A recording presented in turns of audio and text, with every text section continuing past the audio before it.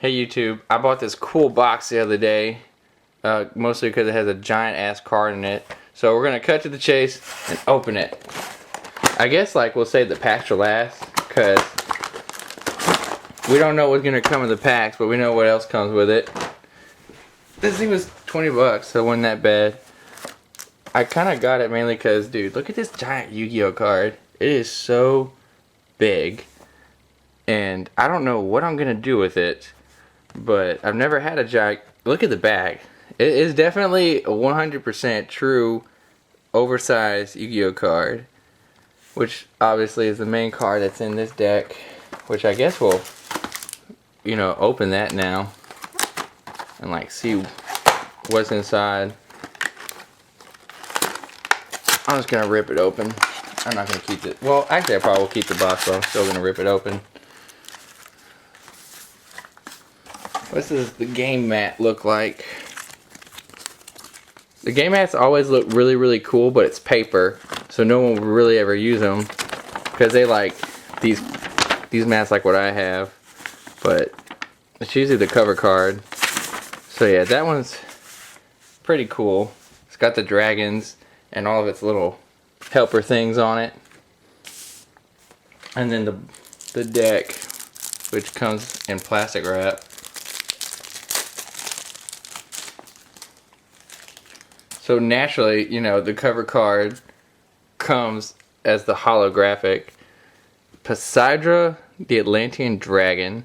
See, tribute 3 level 3 or lower water type monsters to special summon this card from your hand or graveyard. So it can be special summoned from 2 places. When you do special summon this card, return all spells and traps on the field to the hand. So it's like Giant Trunade.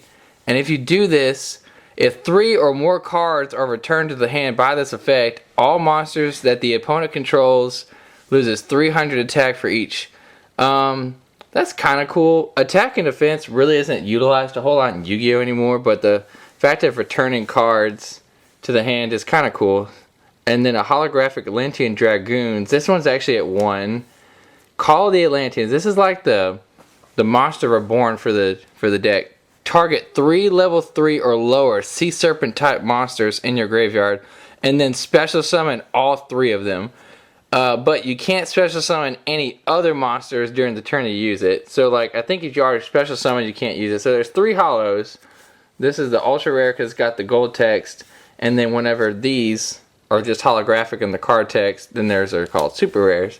And everything else is common. Atlantean Marksman, Heavy Infantry, Atlantean Pikeman, Atlantean Attack Squad, Lost Blue Breaker. This is kind of like the older style of the Waters, where they all revolved around the field spell Umi. Deep Sea Diva. I've always wanted this card, actually. This one's also, you can only have one of. I've never had one before. So now I have it. That's cool. Mermaid Archer.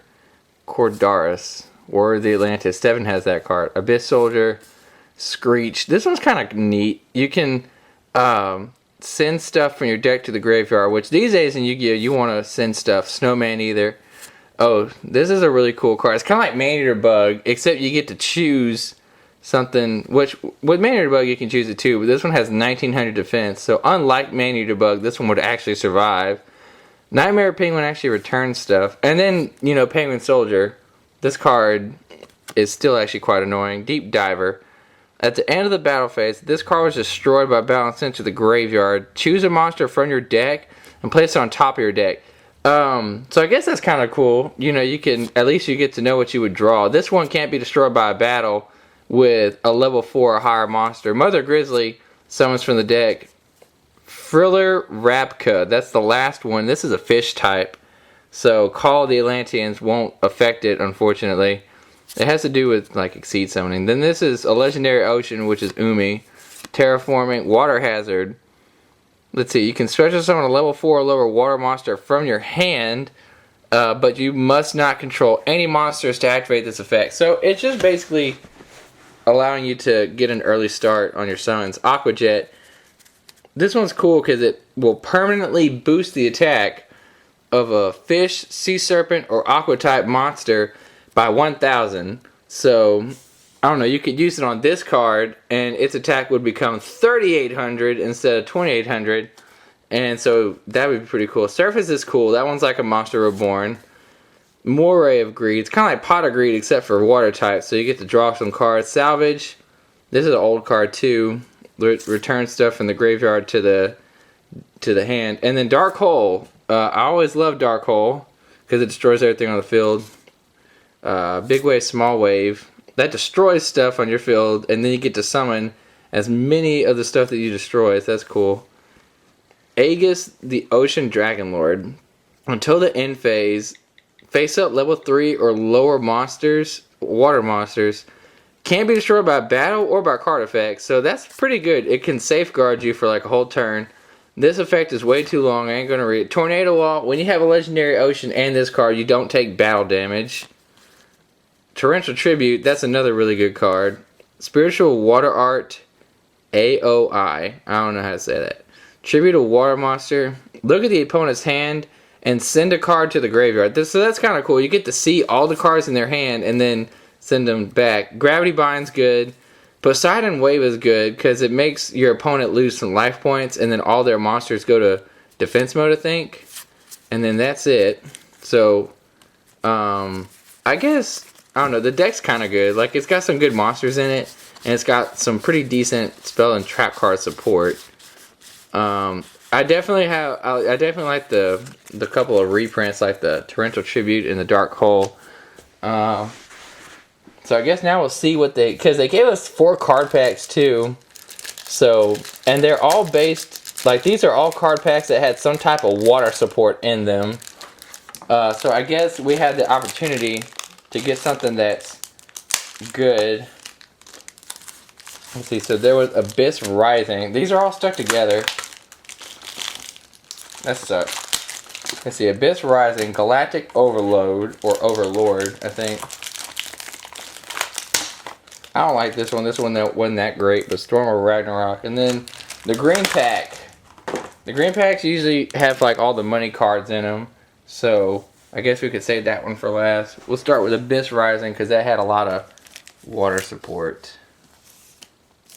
Maybe we'll get like a really good like monster or something. If we could get at least one holographic card out of these 4 packs, you know, that'd be kind of sweet. Make sure I don't cut the cards on the inside. Alright. I'm going to turn these upside down because they're sticking to this damn mat. Okay, we're going to pull these out and see what we get. Deep Sweeper. You can tribute this card to target a spell and trap card on the field and destroy it. So that's kind of cool. It's like a Mystical Space Typhoon, but in monster form. Solar Windjammer. Snowdust Dragon. Oh, dude, Nick, this card is so strong. You can special summon this card from your hand by removing some ice counters anywhere on the field. Other monsters with ice counters cannot attack or change. So by removing 4 ice counters, which nothing in this deck does that, but you get the special summon a 2800 attack point monster. Rage of the Deep Sea. This card gains 500 attack and defense for each fish, sea serpent, or aqua type monster in your graveyard. So you could use Screech and make this guy gain 1000. Emperor of Prophecy, and then that's our rare. We can't use prophecy cards. Abyss Scale of the Kraken. Equipped to a mermail. There's no mermails in here. And then there's this cute little card called Battle Break. When an opponent's monster declares an attack, you can reveal, your opponent can reveal a monster in their hand to negate this effect. Otherwise, destroy the attacking monster and end the battle phase. So I guess it's kind of good if your opponent can't negate it, you know. Stoic of Prophecy. Again, we can't use Prophecy. And then Different Dimension Deep Sea Trench. When this card resolves, banish a water monster from your hand, graveyard, or face up on your field. Then, when this card leaves the field, special summon that banished monster. So, I guess like if you had this card and then you had Deep Sweeper, like you could activate this to banish maybe like the dragon or something, and then summon Deep Sweeper, destroy Dimension Deep Sea Trench, and then get this back. So, yeah, there's definitely a lot of water support from that. Did you open all the other packs, Nick? Oh, cool. Alright, this is the Galactic one. This one's mainly got dragons, so probably won't get any water support from it. The only water support is hollows. So, a dragon, berserk scales, aqua mirror circle, morpho butter spy, ancient dragon. When this card inflicts battle damage to your opponent by a direct attack, you can increase this card's level by 1 and its attack by 500, and no holographic cards. So, okay. And then all these other ones, like I said, it doesn't really support aqua types that well. Let's see. So the next one, like I said, we can at least get one holographic. That would make this box kind of worth it. Watchdog, Divine Wind of Mist Valley. This card's still at 1, or is that the other one? Needle Ball. This is an old ass card. I wonder why they reprinted it in here. March Towards Ragnarok. Nope. Alright, so other than Abyss Rising, we haven't really got anything good. So I guess if we don't get anything from the other pack, then oh well, we got some good aqua support still. Probably didn't get anything in this last one. Generation Force. That's the name. That's kind of ironic because Generation Force is the name of a Yu-Gi-Oh set. If you control an Exceed monster, add an Exceed card. So a card with XYZ in the name from your deck to your hand. Okay, so it's a searcher card. Heroic Retribution, Madolche, and then this. Oh, okay, so we did get one holo. We got Madolche Magellan. So I guess that kind of made it worth it. I don't know if this card is worth anything or not. I'll have to go check later. But we did get one holographic card. What's it do? When this card you control is destroyed by your opponent's card effect and sent to your graveyard, shuffle this card into your deck. Yeah, all the Madolches, they put themselves back in the deck so you can like never deck out. And then when this card is normal or special summon, you can add a Madolche monster from your deck to your hand. Oh, so it's a searcher. Anytime you get a searcher monster for a deck, it's like really, really good. And then Lucky Punch. Oh my gosh, this card is crazy. It's a continuous card. Once per turn, when an opponent's monster declares an attack, you can toss a coin 3 times. If the result is 3 heads, draw 3 cards. What are the odds of that even happening? But if the result is 3 tails, destroy this card. And if this face-up card on the field is destroyed, you lose 6,000 life points. Oh my gosh. That is insane. You'd have to be crazy to run that card. And that was it. So, I guess we got some cool stuff. I really like this deck. It's not as good as it used to be, but in the next set that's about to come out, there's this card that is like really, really good and makes the Atlantean deck worth playing again. So I guess with all this and the giant Yu-Gi-Oh card, which I'll find something to do with eventually, it was worth the $20. So, see ya.